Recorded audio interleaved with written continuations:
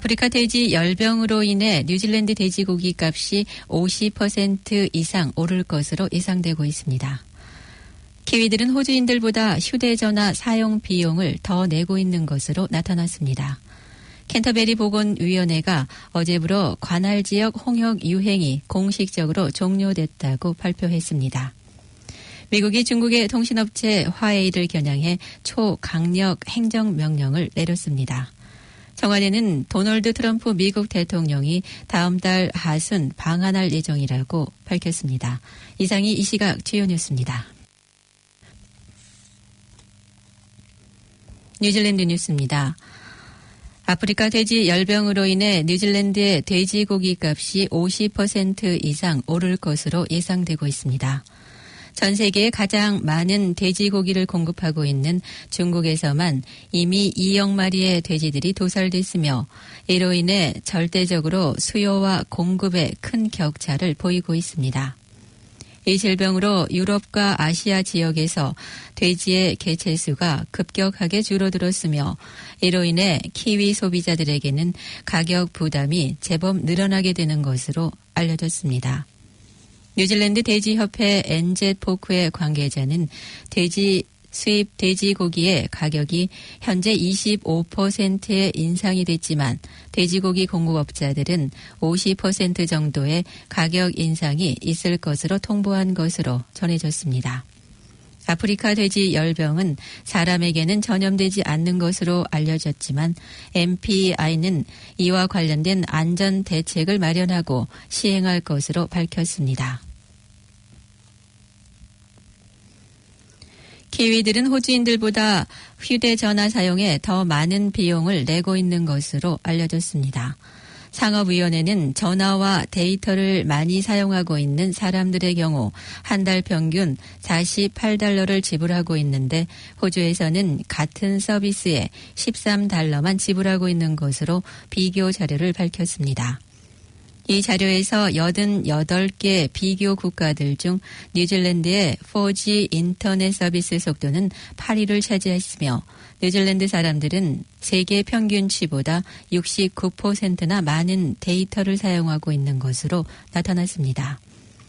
국내 통신 사업체들에 대해서는 스키니와 투디그리가 가장 소비자 만족도가 높은 것으로 나타났으며 다른 국내 서비스 업체들에 대해서도 긍정적인 만족도를 보이고 있지만 앞으로 상당히 많은 부분에서 개선의 소지가 있는 것으로 통신 관계 전문가는 밝혔습니다. 캔터베리 보건위원회가 5월 16일 목요일자로 관할 지역에서 홍역 유행이 공식적으로 종료됐다고 발표했습니다. 이 지역에서는 지난 2월 16일에 홍역 환자가 발생해 경보가 내려진 바 있습니다. 보건위원회 관계자는 마지막 감염 환자가 발생했던 이래 2차례 잠복기가 지났다고 전하면서 그러나 주민들은 이후에도 계속해서 주의와 함께 상황을 지켜봐주도록 당부했습니다. 이 관계자는 그동안 3개월여에 걸쳐 이 지역의 각 의료기관 종사자들이 쉼없이 홍역 유행에 맞섰으며 이들 직원들이 자랑스럽다고 전했습니다. 현재 오클랜드와 와이카토 그리고 레이크스 디스트릭 보건위원회 관할 지역에서는 여전히 환자가 발생하고 있으며 웰링턴과 노슬랜드에서도 환자가 보고된 상황입니다. 이들 대부분의 케이스는 외국에서 온 여행자들로 인해 시작됐는데 금년 들어 여러 국가들에서 홍역이 유행되면서 2019년 연초의 3개월 동안 전 세계적으로 환자 수가 300%나 늘어난 상황입니다. 오클랜드 시티병원의 심장질환과 재활의 종합시설이 증설되면서 추가로 41개의 병실이 늘어나는 것으로 어제 보건부 장관이 밝혔습니다. 데이비드 클라크 보건부 장관은 새로 $3,000만 투입해 기존 병원 건물 안에 최신 설비를 갖춰 앞으로 늘어날 심장질환 환자들을 위한 시설을 대비하는 것으로 말했습니다.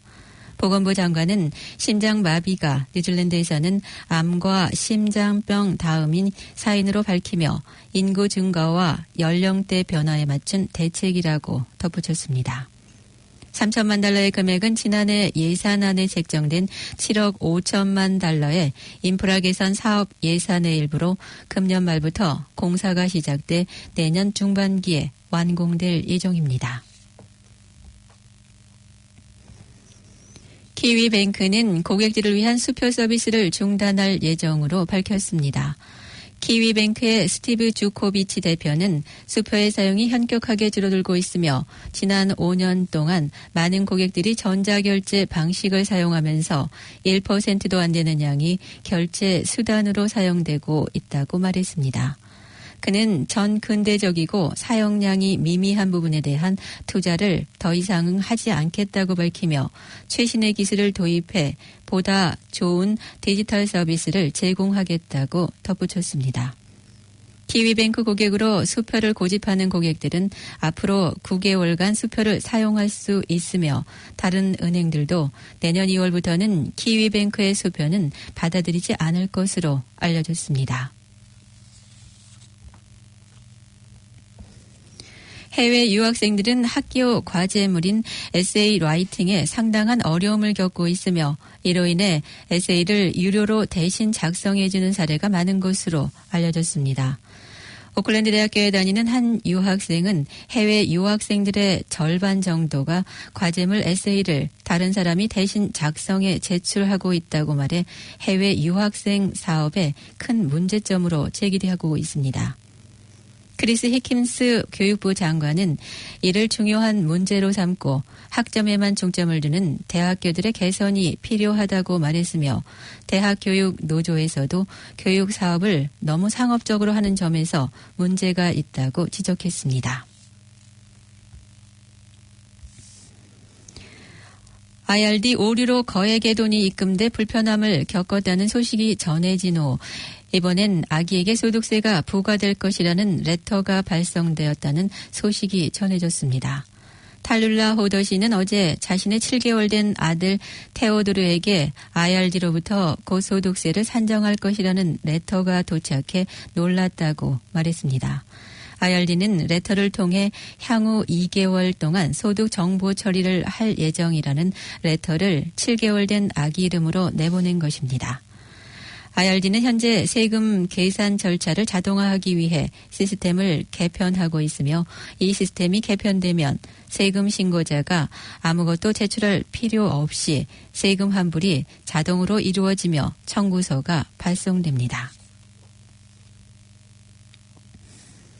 기온이 급격하게 떨어지면서 더니든에는 눈이 내렸습니다. 목요일 오후 더니든에 올 들어 처음으로 눈이 내렸다고 매트 서비스 대변인은 말했습니다. 더니든의 그동안 가을 날씨 중 가장 낮은 기온으로 알려진 가운데 꽁꽁한 날씨 속에서 바람이 불고 있습니다. 더니든의 해발 680m에 달하는 카길산에는 눈이 쌓여 멀리서도 그 광경을 볼 수 있습니다. 지금까지 전해드린 뉴질랜드 뉴스는 뉴질랜드 헤럴드, TVNZ, 스타프, 뉴스 허브에서 감추렸으며 그 밖의 뉴스는 BBC, KBS에서 발췌했습니다. 오늘의 환율 정보입니다. 뉴질랜드 달러화 대비 원화의 기준 환율은 782원 19전, 한국에서 보낼 때 790원 01전, 한국에서 받을 때 774원 37전입니다. 끝으로 날씨입니다. 오클랜드 오늘은 흐린 가운데 곳에 따라 소나기가 오겠으나 오후부터는 차차 개일 것으로 예상됩니다. 낮 최고 기온은 17도가 되겠습니다. 주말인 토요일과 일요일에도 비슷한 날씨로 곳에 따라 소나기가 내리겠습니다. 아침 최저 기온은 13도, 낮 최고 기온은 18도로 오늘보다 약간 올라가겠습니다. 지금까지 오향임이었습니다.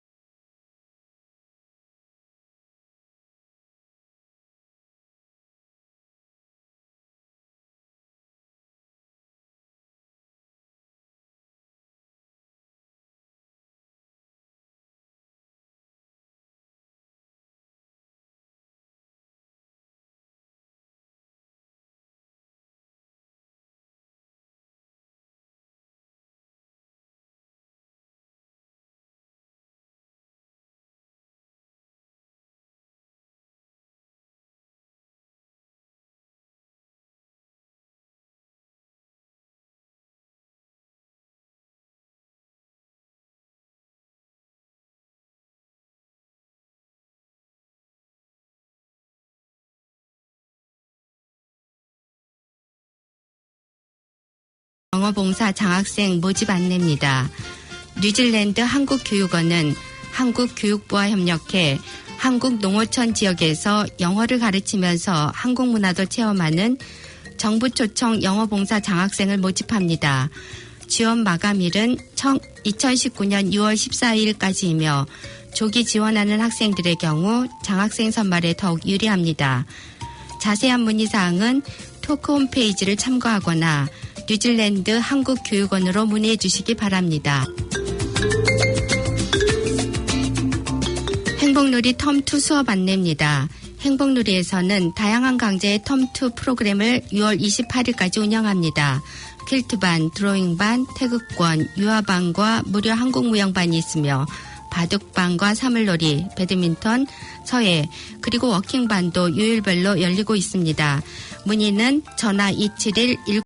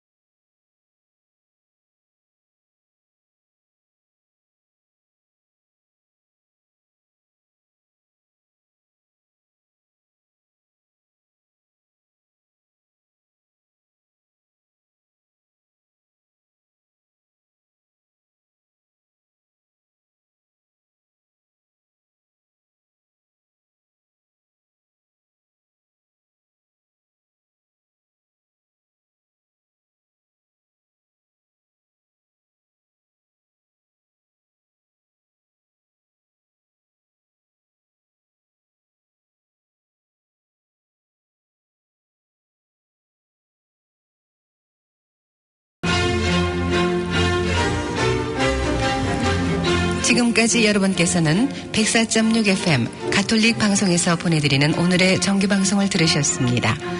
가톨릭 방송은 월요일에서 금요일까지 오전 9시 40분부터 11시 30분까지 방송되고 있습니다. 다음 방송 시간까지 안녕히 계십시오.